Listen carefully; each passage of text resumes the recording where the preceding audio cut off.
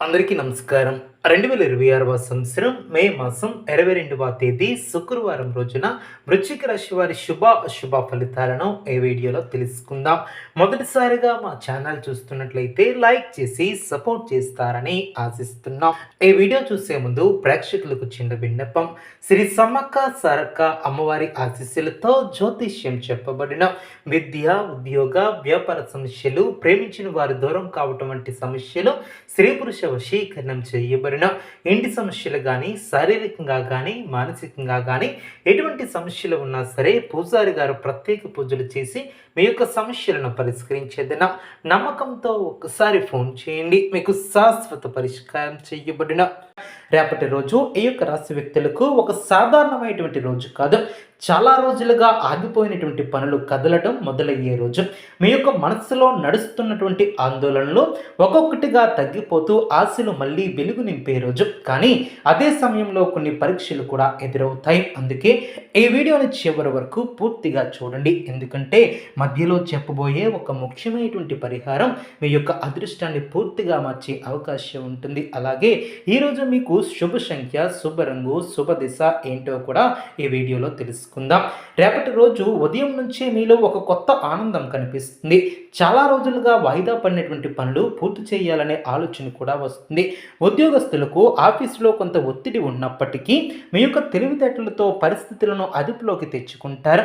మీ యొక్క మాటలకు విలువ పెరుగుతుంది. కొంతమంది మీ యొక్క నిర్ణయాలను ప్రశ్నించే అవకాశం ఉన్నా చివరికి మీరే సరైనటువంటి వారిని నిరూపించుకుంటారు. వ్యాపారస్తులకు ఈరోజు మంచి సూచనలు కనిపిస్తున్నాయి. కొత్త కస్టమర్లు కలుసుకునే అవకాశం ఉంటుంది. గతంలో నష్టపోయినటువంటి డబ్బులు కొంత తిరిగి వచ్చే సూచనలు కూడా ఉంటాయి. భాగస్వామ్య వ్యాపారాలలో చిన్న చిన్న అపార్థాలు వచ్చినా పెద్దగా సమస్యగా మారవు. అయితే ఎవరి మీదైనా అతి నమ్మకం పెట్టుకోవడం మంచిది కాదు. ముఖ్యంగా సంతకాలు చేసే ముందు పత్రాలను పూర్తిగా చదవండి. కుటుంబ విషయాలలో రేపటి రోజు కొంచెం మిశ్రమమైనటువంటి ఫలితాలు కూడా ఉంటాయి. ఇంట్లో పెద్దల ఆరోగ్యంపై శ్రద్ధ పెట్టాల్సి ఉంటుంది. చిన్న విషయాలకే కోపం రావటం వలన మాట పట్టింపులు వచ్చే అవకాశం ఉంటుంది. అందుకే మీ యొక్క మాటలను కాస్త జాగ్రత్తగా ఉపయోగించండి. భార్యాభర్తల మధ్య గతంలో ఉన్నటువంటి దూరం తగ్గి మళ్ళీ ప్రేమాభిమానాలు పెరిగే సూచనలు కూడా కనిపిస్తున్నాయి. పెళ్లి కాని వారికి ఒక మంచి సంబంధం గురించి కూడా సమాచారం వస్తుంది. విద్యార్థులకు ఇది కష్టానికి తగినటువంటి ఫలితం వచ్చే సమయం.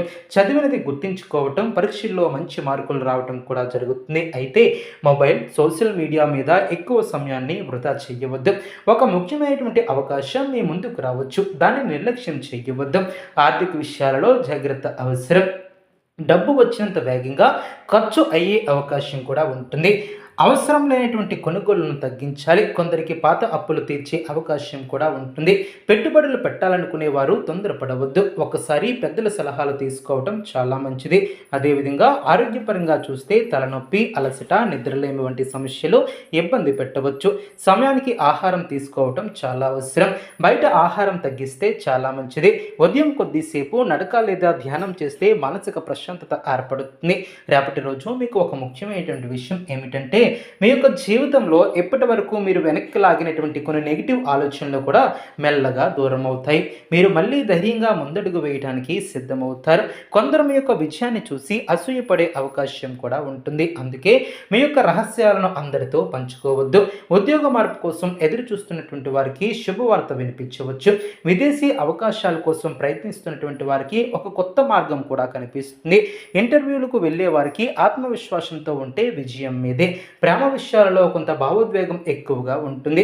మీరు ప్రేమించే వ్యక్తి నుంచి మంచి స్పందన కూడా రావచ్చు. అయితే తొందరపడి నిర్ణయాలను తీసుకోవద్దు. ఒక చిన్న అపార్థం పెద్ద గొడవకు దారి తీసే అవకాశం ఉంటుంది. ఓర్పు చాలా అవసరం.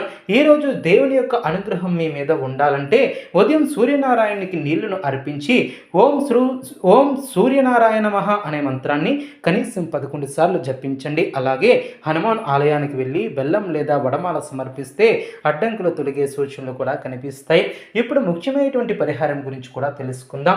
రేపు సాయంత్రం ఒక ఎర్రటి గుడ్డలో కొద్దిగా శనగలు పెట్టి దగ్గరలో ఉన్నటువంటి గుడిలో దానం చేయండి. ఇలా చేస్తే మీ మీద ఉన్నటువంటి దృష్టి దోషం తగ్గి ఆర్థిక సమస్యలు క్రమంగా దూరం అవుతాయి.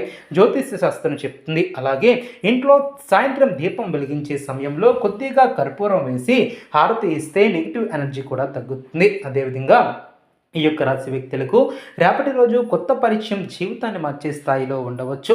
మీరు చాలా కాలంగా ఎదురు చూస్తున్నటువంటి ఒక సమాచారం అకస్మాత్తుగా రావచ్చు. అందుకే ఫోన్ కాల్స్ లేదా మెసేజ్లను నిర్లక్ష్యం చేయవద్దు. ఈరోజు మీరు ఎవరితోనైనా మాట్లాడేటప్పుడు వినయంగా ఉంటే చాలా మంచిది. ఎందుకంటే మీ యొక్క మాటల వలనే మంచి అవకాశం మీ చేతిలోనికి రావచ్చు. అదేవిధంగా కొంతమంది మీపై నమ్మకం పెట్టుకుని ఒక ముఖ్యమైనటువంటి బాధ్యత అప్పగించే అవకాశం ఉంటుంది. దాన్ని సరిగ్గా పూర్తి చేస్తే భవిష్యత్తులో మంచి పేరును కూడా సంపాదిస్తారు. రాత్రి సమయానికి మీ యొక్క మనసులో కొంత ప్రశాంతత కనిపిస్తుంది. చాలా రోజుల తర్వాత ఇప్పుడు నా యొక్క జీవితం మారబోతుంది అనే ఫీలింగ్ కూడా కలుగుతుంది. మీరు అనుకున్న లక్ష్యానికి చేరువవుతారు. దేవునిపై నమ్మకం ఉంచి ముందుకు వెళితే విజయాన్ని ఎవ్వరూ కూడా ఆపలేరు. అదేవిధంగా మీకు రేపటి శుభ సంఖ్య 9, శుభ రంగు ఎరుపు, శుభ దిశ తూర్పు. రేపటి రోజు మీకు ధైర్యం, ఆత్మవిశ్వాసం, కొత్త ఆశలు తీసుకువచ్చే రోజు. అయితే కోపాన్ని అదుపులో పెట్టుకుని ఓర్పుతో ముందుకు వెళితే అదృష్టం పూర్తిగా మీ వైపే ఉంటుంది. ఇటువంటి ప్రతిరోజు రాశి ఫలాల కోసం మా యొక్క ఛానల్ చూడండి.